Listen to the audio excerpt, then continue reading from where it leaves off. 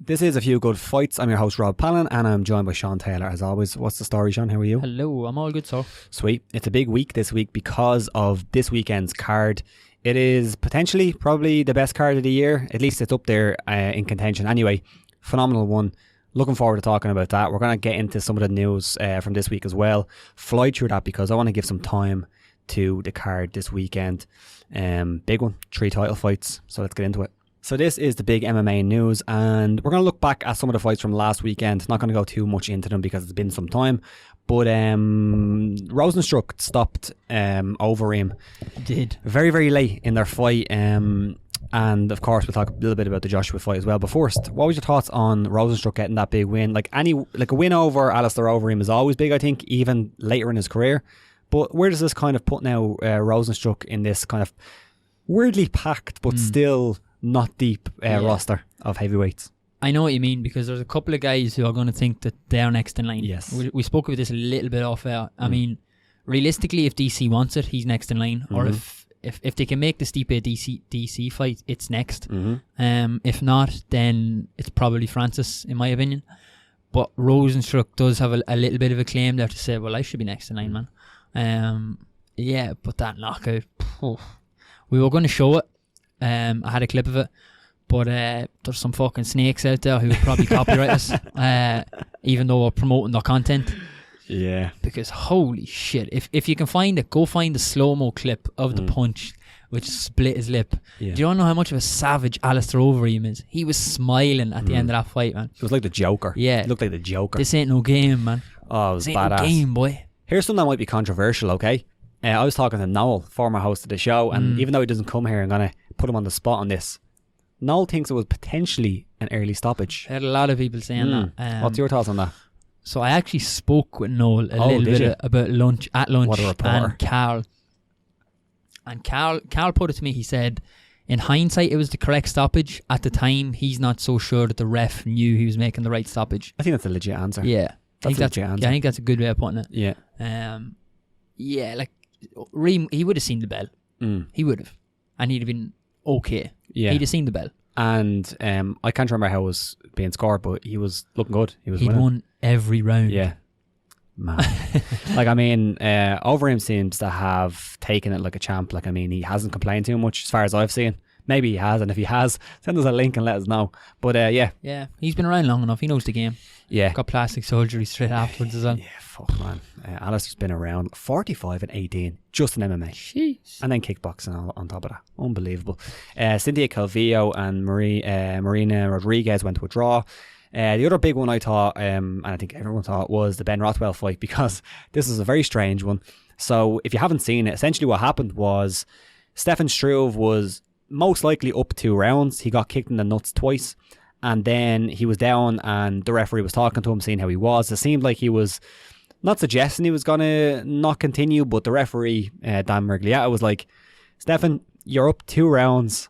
If you get to the end of this round, let's see how you are, and it'll go to a majority decision. And then he gets knocked out. He continues and gets knocked out. So, firstly, that's you probably shouldn't do that. But like, what was your thoughts on this whole situation, Sean? I said to you earlier, in my head, I'm thinking Dan had this fight to go the distance. That's what he had. Like, yeah, like, I mean, I assume not. But no. Like, if this was a lower organization, like if this was like some random organization you never heard of, you'd be like, oh Jesus, that's bad. Yeah. That's a fix. So I don't actually think Dan was doing anything bad or malicious or anything dodgy at all. I'd be amazed if he was. But something like that raises these questions. It doesn't look good. It really doesn't.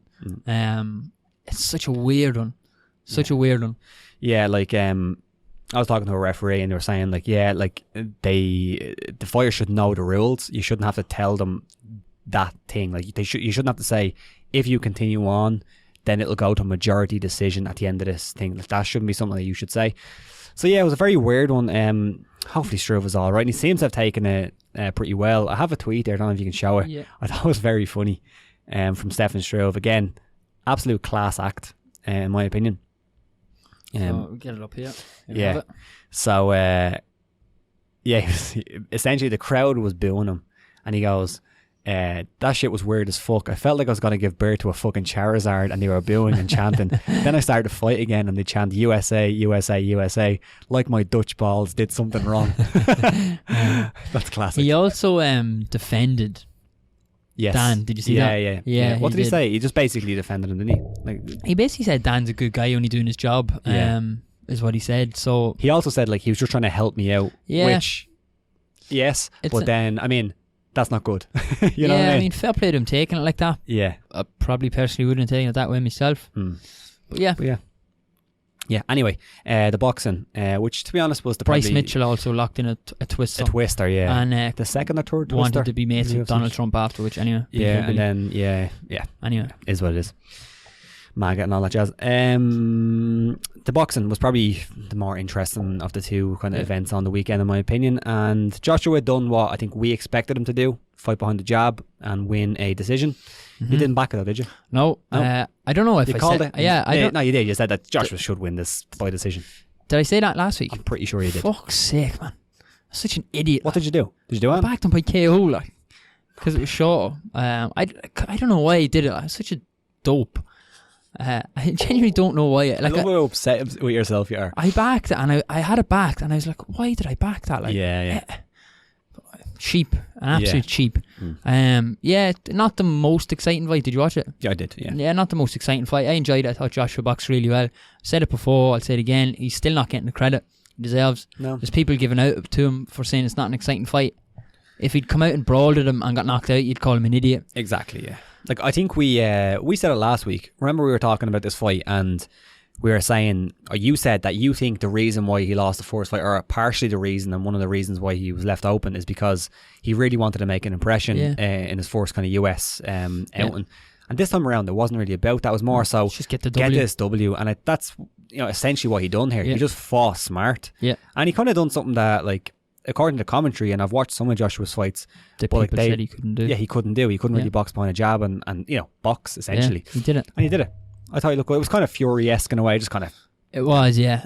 Fury's probably a level above him on that. Yeah. But, yeah, no, he looked good. I was impressed with how disciplined he stuck. Yeah. Or how disciplined he was, because he genuinely did stick to the game plan. Didn't really get involved in any brawls or anything, which fair play to him. It's hard, man. Because Ruiz has those quick hands and he can get on the inside and drag you into a brawl like that. But didn't like Ruiz's comments afterward. He said he basically went in the lash for 3 months and didn't bother training. It kind of takes away. Like, Joshua took the loss like a champion in the first time round. Yeah. And then Ruiz is kind of trying to take a little bit of the shine with these comments. Yeah, like I see like some people taking it different ways. Like, he's just kind of admitting his faults.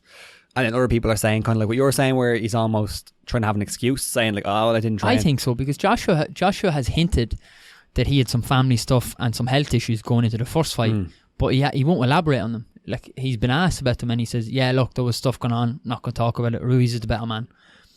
I respect that a lot more than I respect Ruiz coming out and saying, yeah, I went in the lash for 3 months and didn't train properly. So, like, and he could have come out and said, yeah, I wasn't good enough on the night, which he wasn't. Yeah. It's true, yeah. But like the only thing I take from it is that, like, a lot of people are coming out and saying, oh, well, he should have trained and all that, and 100% he should have trained. He's a professional. But like, it's not surprising when someone who comes out of complete obscurity and makes the most money he's probably ever going to make, well, apart from the last fight, and like, he really doesn't have to fight again. Like, he has enough money to retire. Made probably 20 million in the last 2 fights. Imagine how difficult that is. Like think of, like, on our level, on our small little level of us saying, oh, I'm going to go up and go to the gym at 6 a.m. Yeah. And that feels like a fucking, like, that feels hard.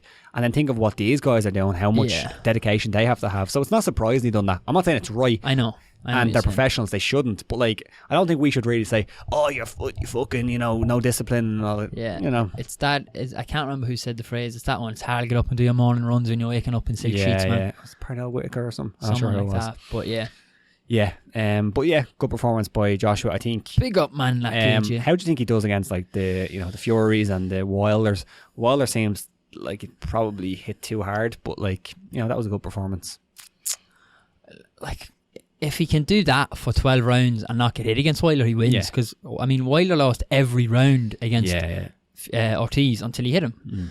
So I think, I mean, Wilder can be rocked as well. I think if AJ lands a shot on Wilder, I personally don't think AJ can go 12 rounds without not getting caught by Wilder. I don't think anyone really can. That's how I feel, Fury got caught twice. It's just he somehow fucking Undertaker job got up from the dead. That was unbelievable. Yeah, I don't think anyone can. So I think it's basically a case of get in, and whoever lands first probably goes down.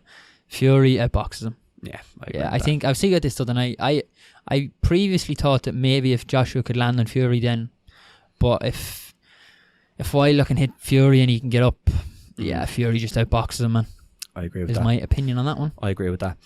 Owen Roddy says that, actually one thing on that boxing, did you see, I think it was Diego Pacheco, did you see that fight? Fuck me, that guy is good, isn't he? Fuck me. Really good prospect, yeah. Yeah, really good prospect. He's exciting at the minute. Yeah, check that fight out. Pacheco and somebody, I can't remember who he fought. Probably a scrub, I don't know. But well, he was fighting scrubs, you know, still looks good. Yeah. Owen Roddy says that Conor McGregor's UFC 246 camp is reimagined, and it's completely different from the Khabib camp, which was apparently sporadic. Now, Cerrone as well is reportedly training with Duke Roufus for this one. That's interesting, isn't it? That's interesting, but he has fought with... he has trained with like Felder and stuff who train up with Duke, so that kind of makes sense. I know a lot of people, I don't know why, but a lot of like the Reddit people, you know, people on Reddit, they don't like Duke Roufus. I think he's a bad coach. Completely disagree. He's an excellent coach. Whatever. But I find this one interesting, and I also, you know, it's a bit dubious as well. But John Kavanagh did talk about this before with Conor, saying that if he wants to do the rematch with Khabib, he needs to have like an old school camp, very different. But then you look at like the talk leading up to the first Khabib fight, and they're like, "Oh, best camp ever." So what can you believe? Yeah. But do you take anything from this? Maybe a little bit, because it's coming from Owen Roddy. He doesn't do too many interviews. No, he doesn't. I haven't heard a lot from him lately. He is very busy. He runs his own gym. He's doing some other stuff. He has his own management company as well, I believe. Yeah, I generally don't believe the whole best camp ever, no injuries, flying. It's all bollocks, like, really. You say it every camp. Yeah, I maybe take a little bit more because it's Roddy, but I mean, we've heard Kavanagh talk about this before. McGregor previously, when he rose up first in the UFC, would train late at night. He had the keys to the gym. He'd go in whenever he wanted. He'd ring the guys and be like, "We're going training now." Yeah, and it does sound like we get the best of him when he's more regimented and disciplined in camp. Yeah. I'm torn between him making excuses in that, like, oh, we didn't, like, he was training. It's just, it sounds like we get the best of him when he's more regimented and disciplined in camp. So if what Owen Roddy says is true, and I hope it is, then hopefully we see a better McGregor. Yeah, like, I mean, I think what do you take from it personally? I think there probably is some truth to it, as in, like, as we talked about with Andy Ruiz, you know, you make all this money and suddenly you're not training as hard, and maybe even a lot of camps, like, I think when you're coming up, your camps are most likely more dedicated instead of after having like multi-million-dollar fights in a row. So I think there's some truth to that, and I also think there's some truth to, like, we've seen all the shit that he's been getting up to, and that wasn't just recently, that was throughout other camps as well. So I think, like, he is a very, like, chaotic type person, and I think if he doesn't have the right people around him, and if he isn't really been put in check, I do think that his training has to suffer. That doesn't mean that if he trained any better, he would be Khabib. I still don't think he does. I don't think he can do a whole lot to be Khabib, to be honest. I think that's a fucking terrible matchup for him, and Khabib is just, you know, it's terrible. But I think there is some truth to it. But, you know, fighters and coaches always say this kind of thing. Yeah. So. Yeah, it's to be expected, really. Yeah. Faraz Zahabi says that Johnny Walker might be training up in TriStar for his next camp. If you remember, Johnny Walker was kind of jumping around camps. He was in SPG for a while. I'm not sure where else he was. I think he might have been in Iceland or something like that. So yeah, it looks like maybe TriStar will be his next camp, potentially for a full camp. What's your thoughts on that? I think it's probably a good move. Yeah, cool. I mean, Faraz is fucking brilliant, man. I love listening to him talk about fighting as well. He's so interesting. And thoughtful and just insightful about it. He's a really interesting guy. Yeah, no. So yeah, I can imagine that would only be good for Johnny Walker, because we have seen some frailties there. Yeah, 100%. So, I think he needs a good coach, a good solid coach that's there throughout. I just think it's funny because, again, back to the Reddit people, they always talk about this, saying like Joe Rogan is always like pushing people to go to TriStar, like every single time a fighter's on there. Like Kevin Lee went there. Well, like, you seen what happened with Kevin Lee. He went there and got that huge KO. That was his first fight under, I think it was his first fight under TriStar banner. I think it's a good move for him. I think he needs to go somewhere. Like, I'm sure for some people, and probably for him, it can work bouncing around. Yeah. But I think there is something to be said about having a good, solid coach there. I think for a guy like Cowboy, go and train with Duke Rufus if he wants to go to ATT for a while or something. Because he's at that stage of his career where you're not going to change too much. Yeah. He might pick up little things here, little bit there. I think it works more for him. Whereas Johnny Walker's still very much learning and needs the fundamentals still there. Yeah. So yeah. I think I'll do him a world of good. And not like Faraz isn't going to encourage crazy wild stuff. Like I don't think he can take that away from Johnny Walker because it's what makes him special. But he'll refine it. He'll pull it back a little bit and say, don't do a cartwheel, fucking jump and flip kick when you don't have to. Yeah. So yeah, Francis Ngannou is apparently not on good terms with the UFC. He can't get fights. And he says that he might look at free agency coming up. But I think he has like 3 fights left in his contract. So I don't know. But yeah, thoughts? This is a weird one. For me, it kind of came out of nowhere because we haven't really seen any. I personally haven't seen any rumblings on Twitter about issues or anything. You did tell me though that he turned in the Volkov fight in short notice. Yeah, like he's kind of spoke out about this, saying we know how that goes down in the UFC. Yeah. He's kind of spoke about this, saying like he wants a title fight basically, or he wants someone really high up. But like, they're like, to be honest, there's not like a whole lot of options there. Yeah, man, let's do that. Cut down to 205. Imagine Francis Ngannou at 205. Cut off 2 legs. You'd literally have to cut off the 2 legs. Yeah. So yeah, he's been talking about this. I think it's just a bit of a negotiation tactic. Come on, give me a fight. Yeah. But who knows? Like, where else is he gonna fight? Like, there's no heavyweight division outside the UFC, really. No, there isn't. It's terrible. There really isn't. Like Ryan Bader takes up boxing and goes and fights Fury or something. Oh Jesus, Sean. Sorry. Fury's coming to MMA. You need to watch me out. Yeah. Any other news? I saw some. Brent Primus and Peter Queally is set for UFC Dublin as the co-main event. Former Bellator champ against Queally. We knew Queally was going to get on the card. It was a matter of time. Yeah, then there's quite a few fights actually for this card. So yeah, it looks a good card. Yeah, I think that's a solid co-main event. Yeah. Primus doesn't fight very often, but former champ just fought Eddie Alvarez not too long ago. Yeah, Eddie Alvarez. Tough fight for Queally. Michael Chandler, Eddie Alvarez. I always just linked them together because he had them incredible fights. Yeah, tough fight for Queally all the same. It is. That's a tough outing, that is. But if he wins, that's a big one. Former champ. Very time. Yeah, good. Big time. Tyrone Woodley, see this? I did, yes. This was a strange one, I thought. So he said that he doesn't want to fight in UFC London because he said when he's out of country, he wants to be on vacation. Now, talking about Francis Ngannou potentially turning down fights, the UFC won't like that. The UFC definitely won't like this kind of Woodley has a bit of history with the UFC as well. Yeah. Woodley hasn't fought since he lost to Usman. I think he might be overestimating where he stands in the organisation currently. I think so too. Which is unfortunate because he was a solid and long-reigning champion. Yeah, I think him and Edwards are a fucking great main event for that card. Yeah. Honestly, it's such a good main event. It is, it's great. That's perfect actually. Yeah, it's such a good fight for Edwards at this stage where he needs that coming out victory if he's to get it. That's such a good one. And it's such a good one for Woodley to come back to, because if he gets a win there, you're beating a guy who's coming on an 8-fight win streak. Yeah. And even though he doesn't have like a lot of hype, I think the stuff with Masvidal is cool and that'll add to it. But also like just in his hometown, that just adds to it. I think, going over there, beating him and then saying, look, I'm still here. Yeah. For me, Woodley, you lost. You took an L. Get on your bike. Go out and go get it back. Yeah. So, I don't know. I saw a funny comment under this. It was put up on Reddit and someone says, oh geez, I thought that Woodley was on vacation in his last fight, which I thought was pretty funny because he didn't really show up. Did you see the stuff with Liz Carmouche? Yeah, it was weird, man, wasn't it? So she told Ariel Helwani, so she got released, but she told Ariel Helwani that she was in Washington DC with some UFC officials like Reed Harris and all that, and they were doing like a visit to a children's hospital. And then she was informed by her management company, I think over the phone, that the UFC released her. She was in a car with a UFC official when she was told. The right hand doesn't know what the left hand is doing, essentially. Like, literally. You are a huge company. Like, if you want to release Liz Carmouche coming off a title fight, I believe, wasn't it? Coming off a title fight. So, yeah. If you want to release her, fair enough, it's your thing. Be classy about it. Be a bit classy. Like, do a bit of organisation. Make sure she's not out doing promotion for you. That's fucking terrible look. Yeah. Terrible. Be classy about it, man. Awful. Come on, UFC. Stay classy. Stay classy. Come on, Dana White. Tell Dana White. Dana, I've called Dana out enough times. Maybe if I stop calling him out, he'll stop fucking copyrighting our content. Yeah. Wasn't even only him. Promoting you, Dana. Wasn't even him. I know, yeah. It was fucking Scott Coker. Yeah. I don't even stamp me. It was him personally. Don't stamp me. It wasn't even Paramount. Anthony Smith respectfully calls out Glover Teixeira for a UFC headliner.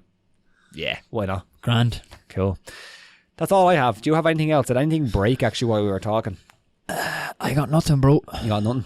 Actually, sorry, I did see rumours of Pete was talking about it. Pete Carroll. He's going to fight? No, Pete's fighting, yeah, outside a chipper. Yeah. Sorry, Pete.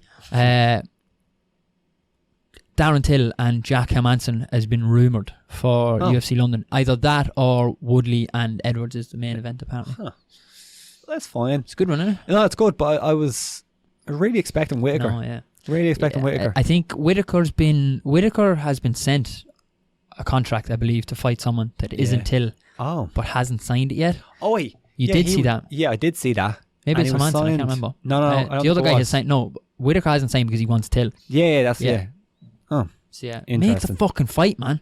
Yeah, that's interesting. They both want it. Just saying, Justin Gaethje responds to a video of Dana White saying they want Khabib versus Conor next if Conor beats Cowboy. Oh, yeah, and he responded, "What a crock of shit." I agree. Holy fuck, is this real? Nick Diaz reveals he'll make his UFC return at UFC 246. Nick announced it, did he? Maybe just check this really quick. This is live, people. Yeah. It's live. I don't know. We'll see, man. Just 1 second. I need to see Don't this. get your hopes up. No, I'm not getting your hopes up. I'm very confused. It's on some fucking YouTube thing. Don't believe people on YouTube. Jesus Christ. You've been clickbaited. But it has 31 upvotes on Reddit, which is strange. But yeah, Conor will get a rematch with Khabib if he wins, apparently. And next, last little thing. Did you see they're having a press conference on the 13th of December? Oh, really? With McGregor? Yeah. Nice. McGregor and Khabib on the stage. Gee. Look at him. The drama. He's loving a bit of drama here. Hooking. Anyways, I think we might have some fan questions, so let's move on to them. We have a couple, and then we'll move on to that card. So we have a few fan questions. Sean, I'm going to throw them at you really quick. And this will take the longest, so let's go into this one really quickly. Jamie Salam asked, who has the most KO power in each division in the UFC? So what we're going to do is we're going to go through all these divisions, look at the rankings. If they're not in the rankings, they won't be mentioned because, it takes so much brain power. Let's start. You give yours. Screen up here. If you can, yeah, that'd be perfect. We'll start at flyweight. Sean, you can go first in this one. Go for it. Flyweight.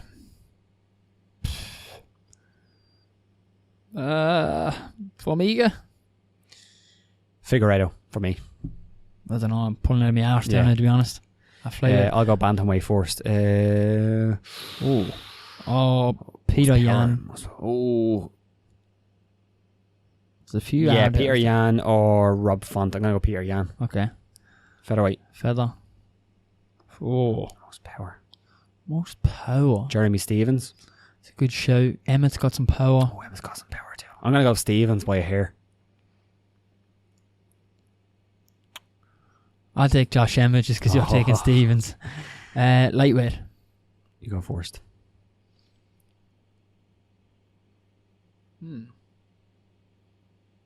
They're not all huge punchers. I was just thinking that. There's no outrageous punchers there. I mean, probably McGregor. Probably. To be totally honest there. That might not be a popular pick. It might not be, but, looking at that. If we're talking one-shot power here. Yeah. I think, to be honest, I think McGregor has the best track record of that out of all these. Maybe Edson Barbosa. Yeah. He's up there. Welter. You need to go this one. I'm going to go Woodley. Yeah, we just don't see it. Yeah, we haven't seen it a lot lately. Yeah, I can't disagree with Woodley. I'll take him as well. Go for it. Middleweight. Who do I want? Some big punchers there. You're looking at Yole, Kelvin, even Izzy. Izzy's a decent puncher, not a huge finisher. I'll take Yole. Yeah, I gotta agree with you on that. Yole Romero. I'll go light heavyweight. Biggest puncher, biggest Thiago Santos maybe. I'll go Thiago Santos. They're all big punchers there, to be fair. Yeah, now we're in the territory where everyone hits hard. Yeah, I'll take Thiago as well. Yeah. Heavyweight. I don't know who the fuck doesn't hit hard here. It's only one though, isn't it? One punch, yeah. Francis all day. Strawweight. I'm gonna go with the champ. Yeah, Weili Zhang. Yeah. And then flyweight. Probably the champ. You gotta go with the champ. Yeah. Champ on all these. I'm gonna go champ on all them. Amanda. All the I mean, women's. Amanda hits. Amanda's Amanda hits arguably hard. one of the hardest pound for pound hitters in the fucking roster. Yeah, let's go with So that. she's So all the champ that are all the hardest punchers. It's a trend there. Yeah. It's a trend. Dave, a little, why does Rob hate the Ultimate Fighter so much? Not big on reality shows, I'm sorry. And it's kind of dead in the water now at this stage as well. And plus, like, no, like, if you're going to get the best UFC talent, they're not going to come through the Ultimate Fighter Yeah, anymore. exactly. It's You'd gonna have come spotted through them naturally. already. Yeah, they're coming through naturally. FIFA King, this is kind of, we kind of... This guy, yeah. What would you rather, an overhand by Hunt or 5 jabs by DJ, Demetrius Johnson? Oh, give me the jabs, I actually. agree, yeah. Jabs Like, all they're day. going to hurt, probably breaking those. Yeah. But, like, if you're looking after your long-term health... If I'm thinking CTE here, give me 5 jabs to the head right now. With 4 ounce gloves. Yeah. Yeah, do 5 give jabs. me 5 jabs right now. Yeah. Easy. I agree. Light work. Jacqueline Daisyface asked, apart from Dublin, what county should the UFC hold another event in? They'd probably go to Cork, but I want them in Wexford. Is there any like big arenas? Cavan, wait. Are they Cavan? No. Cavan is nothing, man. Is there any big? Belfast obviously is a... Belfast. They've been to Belfast. Yeah. They have the Odyssey and stuff up there. Yeah. I don't know. Really. Like, Unless you go to a GA stadium, really. Yeah. I don't know many indoor Cork has one. stadiums. Cork has the Neptune below. Yeah. Yeah, you're probably looking at Cork, the big cities. Cork, Belfast, Dublin. Galway. I don't think Galway has a venue there. Yeah, I don't know. Yeah, probably Cork. Yeah, I think unlikely to be Wexford, Jacqueline. Yeah, unlikely. Strawberries. Strawberries. Below Wexford. Yeah, we'll light a candle for you. Sal Vastola asked, which casino in Las Vegas has the Megabucks machine? The Lucky Megabucks machine. I'll tell you what, when I went to Las Vegas, it was the Wizard of Oz slot machine in MGM was the one that I got most of my wins from. What about you? Didn't really play the slots. No. Played a lot of blackjack, bit of roulette, and lots of poker. Yeah, Sal's from Las Vegas, so I he know, should be telling I us. didn't know this. He should be telling us. Unbelievable. Last one. I can't pronounce your name. You always ask questions, though. Thank you. Zneb Rem. Who are Max Holloway's coaches? He's always with these Japanese guys, but they're so under the radar. I'll tell you what, it's embarrassing. I don't know. I don't think they're Japanese either. I think they're just Hawaiian. I think they're Hawaiian, yeah. Yeah, the Killers. I don't know. Yeah, Killers. Well done. Fly on the radar. Why not? That's it. Great stuff. Let's move on. UFC 245 goes down this weekend. It's Usman versus Covington. Of course, that's the main event. But there's 3 title fights, and it's actually a very, very good main card. So let's talk about it, Sean. Let's move straight into the main card. We're going to talk about this main card, and then we'll pick our under the radar picks from the prelims. Usman versus Covington. Covington finally gets his world title shot, his real world title shot against Kamaru Usman. What's your initial thoughts going in on this fight? They're both 15-1, interestingly. I think we might have to prepare for a world where Colby Covington can realistically be a UFC champion. I agree. I think we have to prepare for that. I give him a very good chance in this fight. He's a very live underdog. So he's an underdog. Do you have the odds? Yeah, I was just bringing him up there in a minute. We'll get him in a second. Could put me on the spot, Sorry, please, Rob. sorry. Thought you had them. Yeah, look, I was really impressed with Usman's performance against Woodley. We all picked against him. So it will be interesting to see him back out now. Yeah. But yeah, Colby, man, impressed me a lot against Robbie. Colby's performance against Robbie Lawler was phenomenal. Like, that's one of the performances I think that you really have to look back at in 2019 and say that was one of the best performances of the year. Like, regardless of weight class, regardless of fire, that was just one of the best performances. It was brilliant against a guy who, like, nobody has done that to Robbie Lawler. And you can talk about age, and you can talk about all this, but Lawler still has looked pretty good lately. So I agree. I was very impressed. Doesn't mean I wasn't impressed with Usman's performance against Woodley. That was very impressive too. But what I find is, if you're going to put these guys in there, if you have similar styles, they like to do a similar thing. I think Colby likes to be the aggressor and likes to put more pressure on more. Like Usman likes to do that, but I think Colby, like, that's his game plan. That's what he's going to do. Yeah. I don't think he's going to change that. But if you have like one guy on the back foot and the other guy pressuring, I think there's more of a chance of Covington getting out of that situation than Usman, if that makes sense. Like, if Covington starts really, really fast and starts putting on that pressure, and Usman starts getting frustrated by getting taken down, and, you know, Covington is on paper the better wrestler, I see that going better for Covington if the case happens reversed, whereas Usman comes out, starts fast, and gets some takedowns, or maybe like frustrates him. I don't know. I just see Covington being a bit more tenacious in this one. It will be interesting to see. We know Colby won't slow down. We've seen that against Robbie. It will be interesting to see though if the pace did have an effect, if Usman sort of got to impose his game plan on things. But even still, I wouldn't expect Colby to slow down massively. Either way. And Usman, his gas tank looked great too. So Colby's a 6-4 underdog. I really like that. I like that. Yeah, I do like that. Like, I think everything else that he does overshadows his ability, and he has plenty of it. So. He's an excellent fighter. But man, like, I think Usman is definitely the bigger puncher. He's a 100%. Yeah, Colby's a volume guy. Yeah, he's a complete volume guy. So I don't even think that like he tries to put guys out in a one shot way, whereas Usman does. So I wonder as well with the whole mental aspect of this, how will that affect Usman? I don't think Colby's going to be affected by anything because he's just playing the game. He's fine, whatever. But do you think that's going to have a negative effect on Usman, or does it not really matter? I don't think so. I know he dislikes Colby. I think wrestlers sometimes are a little bit more immune to things just because of the grounding they've had in wrestling. They're a lot more used to the grind and the grind and the grind and the grind. Luke Thomas has talked about that before, kind of nicking his opinion there, but I don't think so. I think he doesn't like him. I mean, no one likes him really, but I don't think so. I don't think that'll affect him too much. Not like Dan Hardy, his opinion was that the only thing he could see was that Usman wants to hurt him so badly that maybe he strays away from his game plan, and I guess that's a possibility. And overextends, etc. Yeah, exactly. That could be a game plan or a possibility.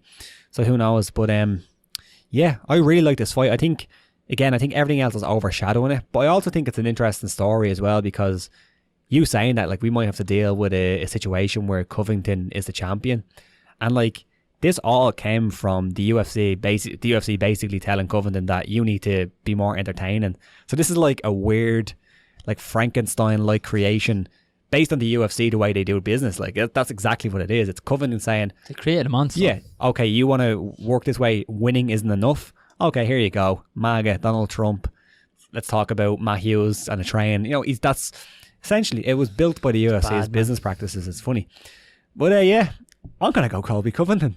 Like, I am. Yeah, I just put the stats and the numbers up on screen. You convinced me, Sean. I know.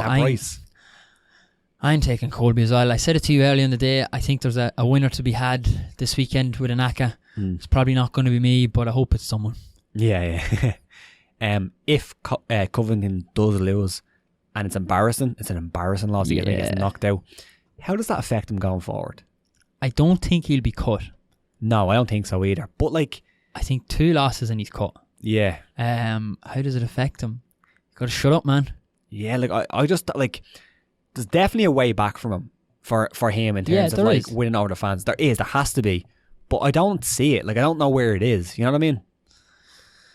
And it's interesting because we all know it's an act. Yeah, he said it. He'll tell you himself. Yeah. I don't know. I'd like to see that one play out because it means he would take a loss. Yeah, but we're about picking Covington. I'm kind of surprised because when this was announced, I was like, I'll probably go Usman. Yeah, and I'm the other way. Yeah, all aboard the Colby train. Woo woo, make America great again. Let's make welterweight great again. Co-main event is a cracker. Max Holloway, your boy, my boy, against Alexander Volkanovski. Man, this is a fun fight. Oh, the best of blessed, baby. I know where you're going. Yeah. Oh yeah, Max all day. You're going Max all day. Yeah. Why? All day. Because you like him.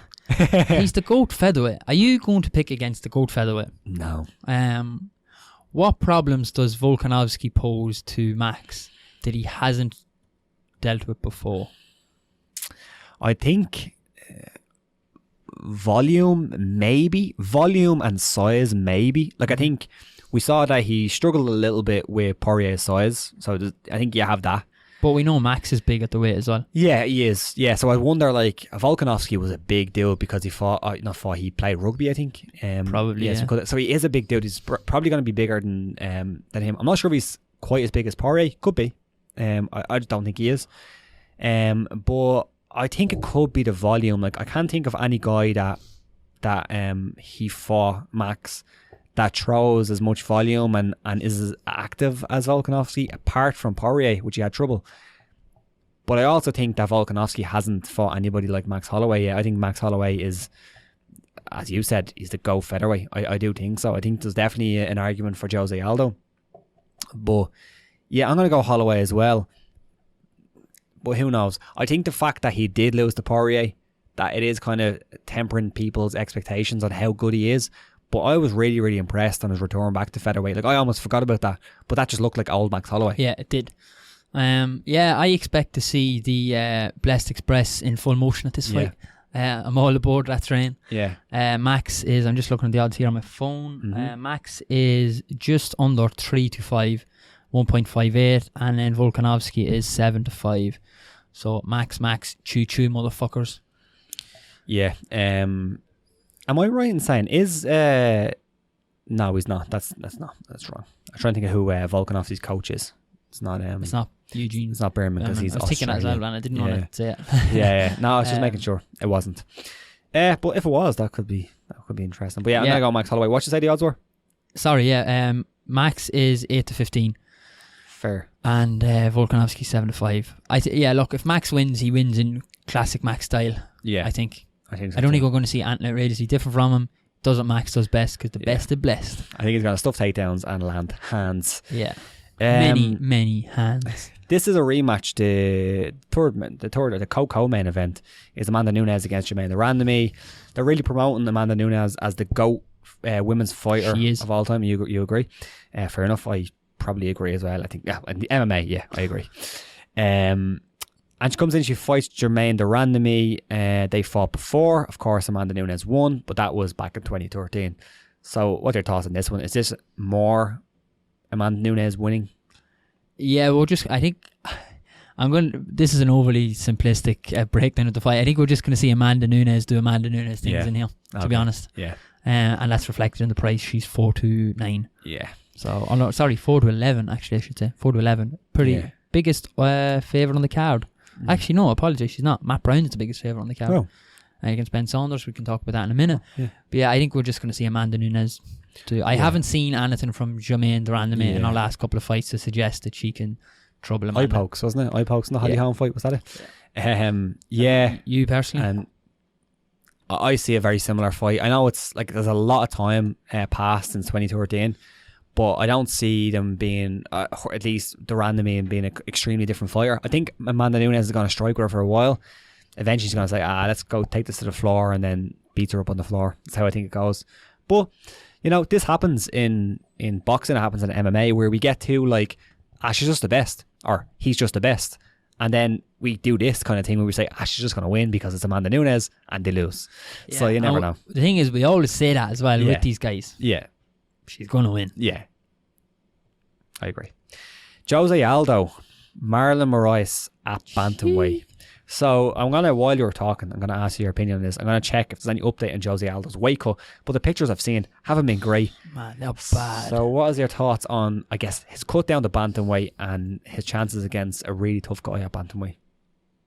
Okay, if you want to talk, we'll break down the fight first, putting the weight aside. Put the weight aside? Yeah, assume Jose makes the weight fine. Let's assume Jose makes bantam fine. Is your opinion on the fight much different, given the Jose we've seen of late, than if he wasn't making? Than if the pictures we've seen of him where he looks like a zombie? Yeah, he looks really bad, man. He does. He looks really, really bad. So Jose Aldo lately, so he fought Volkanovski, looked okay in that, and took some decent shots. Moicano was very impressed. I was very impressed in the Moicano fight. And I don't think there's a huge difference style wise with Moicano and Moraes, so that's good. But I think age is definitely a factor. Even regardless of the weight cut, I think speed is a factor. Jose Aldo, I think he's gonna be at a speed disadvantage moving down, even if the weight cut is perfect. Floor, I don't think the ground is gonna come into play. I think they're gonna fight in the feet. I think it'd be very, very tough. I think it'd be a close fight, and I might lean Aldo if it was that way. Putting aside the weight cut. I might lean Aldo, but I am really, really worried about that weight cut. Uriah Faber came out and said he's concerned about Aldo's weight cut. And just look at the pictures. Really bad. He looks rough. Does he make it? Like, it looked about 3 weeks ago, 4 weeks ago when we first seen the pictures that he was as close as he could almost get. Like, because with the smaller guys, it does get to a stage where you physically cannot lose any more weight because they just, smaller frame, they have less to lose. It's not like a guy, you can see how Anthony Johnson would have got down to 170. The weight was there to lose, mightn't have been healthy, so on, so on. The weight was there to lose. These guys just, they're losing more, the higher and higher percentages of body fat each time. And they're not even, at this point, they're probably not losing body fat, they're probably losing muscle mass. That's what they're getting into. Like, they're not getting to body fat because there's none left. Virtually none left. Does he make it? Well, he used to make 136. Still, I'm not convinced he makes this. I'm really not. Like, at a guess, what would you say he was in some of those pictures? 43. Yeah, man. To be honest, like, he looks fraud on some of his feather weigh-ins. I'd guess at best in those pictures he's 140 at best. Like, there isn't 5 pounds on him to lose in those pictures.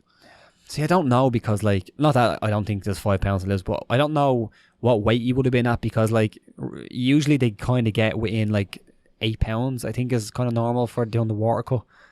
But yeah, man, I'm not sure if he gets there. Of course, Moraes, the only thing with Moraes is that, like, he did fall at the title fight, and that was his last one out against Henry Cejudo. I thought he looked pretty poor in that fight. I'm not sure if the stage got to him. I don't see why it would, because he's fought in the UFC a few times and he's looked good. But yeah, you never know. Like, Jose Aldo's a big name. That could happen again. But yeah, I think Moraes at 1-2 is a fucking cracking bet, to be honest. I'm going to go Moraes. Jose Aldo 17-10 if that tickles anyone's pickle. I mean, he's still an excellent fighter, but the fourfold's coming along nicely, Rob. Yeah. Do you have this all in the bet slip? Oh yes. Oh baby. I'm a bit afraid. in that one. It's not a nice look. I'm not looking forward to that weight cut. And I think if he looks anywhere as bad as we think he's going to look, I think the UFC should pull him. I really do. Fuck it. Peter Yan against Uriah Faber. Damn. Man. Uriah ain't playing, man. He's not playing around. Respect. No, like, that is well done, Uriah Faber. Like, I mean, let's see if we think he can win it. But well done for, like, just throwing yourself back in against the Wolves. Yeah, I mean, we all picked against him when he came back, right? And he looked phenomenal. Yeah. Looked really good. Against Ricky Simone. Yes. Yeah. Peter Yan, we've seen some videos of him recently sparring. That man's savage. Yeah. I'd imagine Peter Yan is a huge favourite. I think Peter Yan is... he's 1-5. He's levels above in terms of his strike, and his boxing is phenomenal. Uriah Faber's boxing has never been great. He has an overhand right, and that's kind of pretty much it. I think Peter Yan picks him apart. I really do. I think he picks him apart. I like Uriah Faber, big fan. I've always been a big fan. If he can work some takedowns in, who knows? Get a scramble, grab a neck, get a guillotine, alpha male style. Why not? Yeah, you can take some 7-2 about Uriah if you fancy it. Yeah, I don't. But I don't fancy it. Yeah, I'll take Peter Yan. Man's a savage. Yeah, he's close to a title. Yeah, he's close to a title. That's the main card. It feels weird because it feels like we should have another fight there, but because we have 3 title fights, it kind of get quickly down to that. But from the prelim fights, what tickled your fancy as an under the radar, like that fucking lead in, that main event of the prelims? Go on. Mike Perry, Jeff Neal. Yeah, badass fight, innit? Moly. That is a fun fight. I heard Jeff Neal saying the difference between Mike Perry and everyone else I fought is, like, essentially he's like just a tough motherfucker and unbelievable. That's a fun fight. That's probably the best fight on the card under there. But there's some other ones there. Yeah, Jeff Neal, Mike Perry. Who do you like? I like Jeff Neal, I think. He's quite a large favourite as well. Is he a large favourite? 2-5. Wow. 2-1 about Mike Perry if you fancy it. It's not bad. That's not bad. It's not bad at all. That's not bad at all. Jessica A's coming back as well. Against Vivian Arujo. Yeah. Got that wrong. Yeah. Matt Brown's on the card against Ben Saunders. Apologies, I'm not looking at the camera. I'm looking at my phone here. Yeah, that's an interesting one. Yeah, Matt Brown's biggest hitter on the card. Wow. Ian Heinz on the card as well. 4-6 against Omari Akhmedov. Not a bad fight. Not a bad pronunciation either, Sean. Well done. Yeah, yup. Yeah, it's a fun card. Like, the prelims are alright, but the main card. They do this every year at the end of the year. They'll put that 3 title fight card on, and lower down is not necessarily always as good, but the main card is always phenomenal. So I mean, three title fights, and I think 3 good title fights. You can argue the Yeah. Amanda Nunes one, but I think it's still a good It's title Amanda. fight. It's always good to see Amanda. So Yeah. Let us know you're under the radar if there's anything else on the sorry. on the card. Oh yeah, you're Ake. my fivefold, yeah. Yeah, We've got a fivefold for y'all. Okay. For y'all. So it is Colby Covington, Max Holloway, Amanda Nunes, Marlon Moraes, and Peter Yan. Okay. Yeah. And What are we saying? the house on that will pay a tenner on that will pay just under €100. That's all right. Yeah, you'll pay with that. That's all right. We'll go for that. For Yeah. a few Christmas pints for everyone. Great stuff. Happy We'll go with Christmas, that. lads. Cool. Let's move on to Sean's weird news. First up today, Rob, Yeah. I have a question for you. Okay. Jeez. Yeah, so this is a pretty cool picture, I think. Mm-hmm. Andy Ruiz looks like a fat tub of shit now, but don't want to disrespect him and all, but he pretty much said it himself. Well, he did say himself. How much are we talking here for you to take that punch is my question. How much? What's the minimum amount that it would take for you to consider it? I was thinking about this. I seen this picture last night when I was in bed scrolling through social media. I was thinking, how much would you have to pay me to take that fucking punch from Anthony Joshua? Like, I'm not very of course I want money, but like, it's not the end all be all, you know. No. Life isn't all about money. But at what point are we getting to the stage where where it's like, that's a lot of money. That's a lot of money. It's hard to say, isn't it? Like, you're looking at, I don't know. That's a tough question, okay, Sean. can I throw some numbers at you? Yeah. 10 grand. No. Yeah, I was thinking that as well. 100 grand. See, now you're getting close, but I wouldn't even think twice of it, taking that for Yeah. 100 grand. Absolutely not. No chance.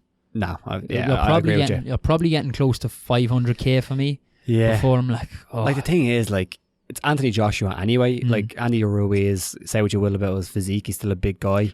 I'm not that big. Yeah, he also got paid 10 million to take that punch. Exactly, so. yeah, and I'm not that big. Anthony Joshua would absolutely dwarf me 5 times over. So, you know, my brain would be in a pretty bad situation after Anthony Joshua could give me CTE with his pinky finger. Yeah, pretty much. Probably by looking at he'd make a cabbage of me. Yeah. Really. So. Yeah. Fuck. So we're looking at probably over 500,000. Big money. Big money. Big money. If anyone's offering, I'll AJ, still be hesitant though. AJ, come on.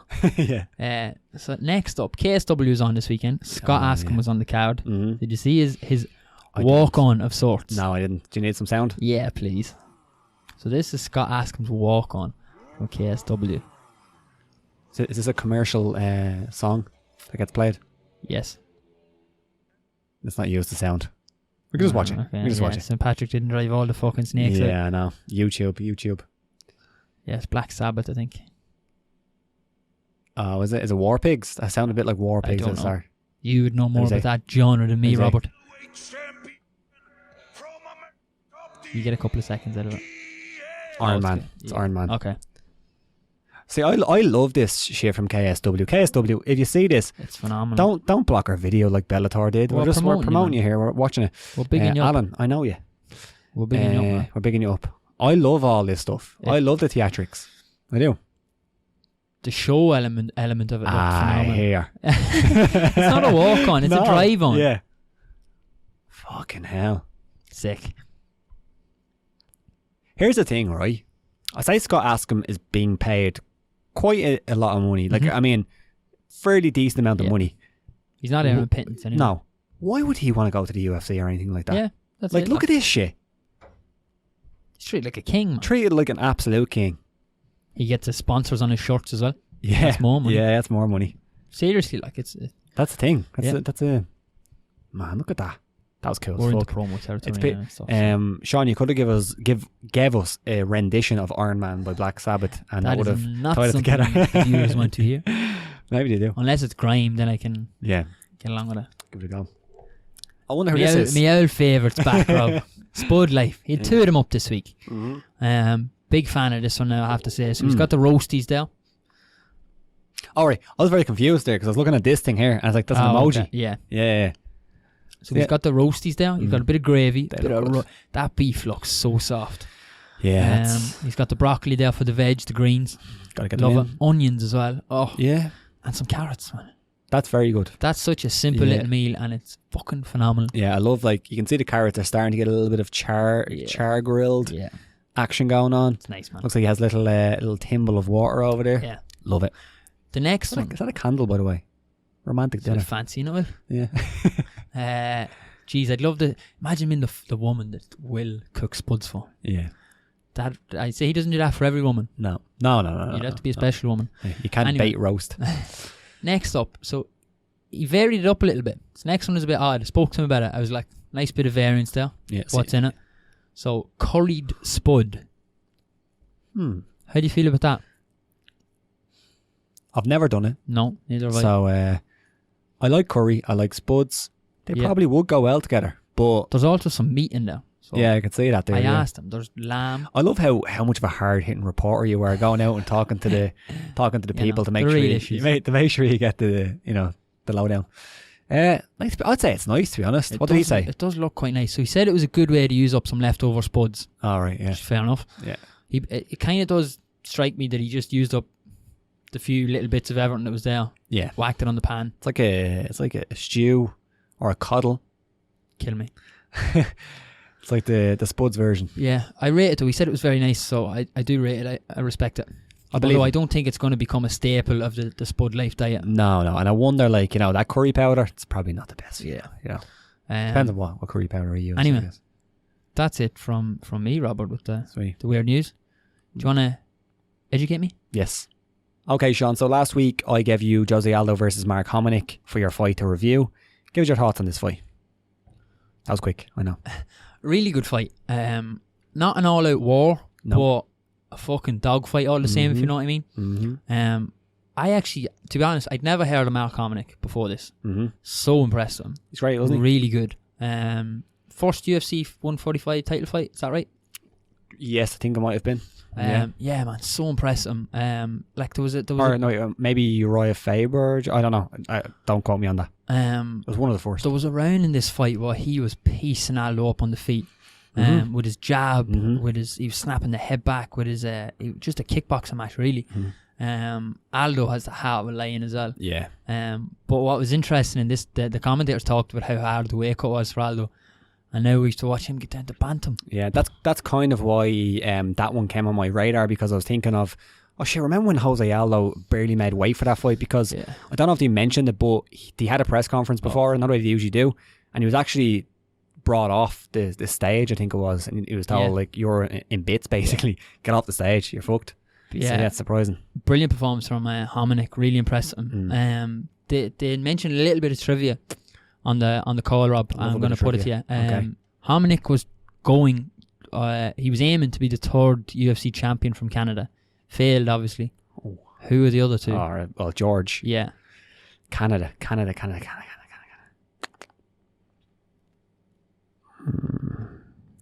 George St. Pierre, Canada. Oh, jeez, you put me on the spot now.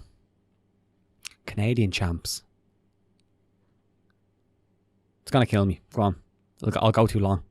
I need to look it up here myself because I forget. Okay, I remember. It was like, did he fight Matt Hughes?